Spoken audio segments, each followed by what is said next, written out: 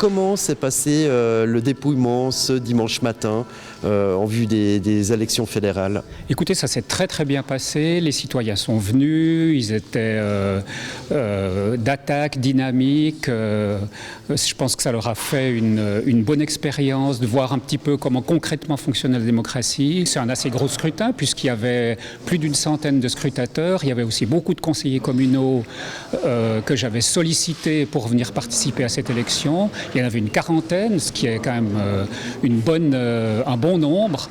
Et on a senti vraiment une volonté de faire du bon travail. On approche des 40%, ce qui est pas si mal évidemment. On aimerait toujours que tous les citoyens viennent s'exprimer pour que les chambres fédérales soient représentatives de ce que pensent les citoyens, mais disons que c'est dans une moyenne inférieure acceptable. Comment s'est passé ce dimanche d'élection à Gland? De manière très simple, l'administration communale que je profite de remercier a organisé la séance de manière très militaire, si je dois dire, pour que ça se passe bien. Et les gens ont bien suivi les instructions qu'on leur a données, donc tout s'est bien passé.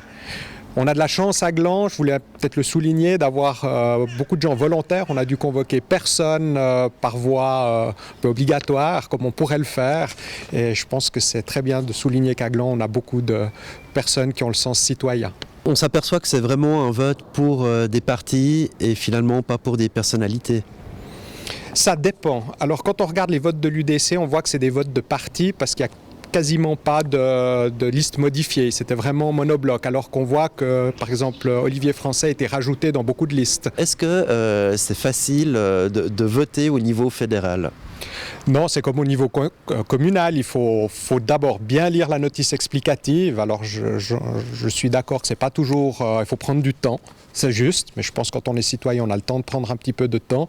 Ensuite, parmi les votes qui n'étaient pas valables, on en a vu très peu qui étaient mal remplis. Des fois, c'est plutôt les gens qui ont mis deux listes compactes pour le Conseil des États ou le Conseil national qui ont fait que le vote était nul.